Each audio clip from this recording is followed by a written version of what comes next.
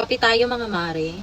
Hindi makukumpleto ang araw nang hindi tayo nakakapagkape. Sa mga kumari ko naman dyan na gusto na mag-start sa pagka-calorie deficit. Nako, mag-black coffee na din kayo. Pero kung hindi nga kayo sanay uminom ng black coffee kasi nga mapait, meron kayong pwedeng gamitan na sweetener alternative sa mga regular sugar na ginagamit natin.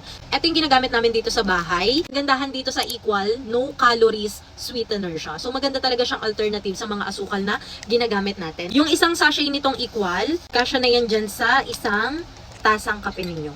At least kapag gumamit ka niyang Equal, hindi ka magigilty kasi nga no calories siya. Saka mas mapapasarap pa yung pagkakape mo and makakapag-start ka na makapag-black coffee. Alam niyo, mas maganda talagang uminom ng black coffee, lalo na sa morning. Grabe, ang sarap talagang magkape.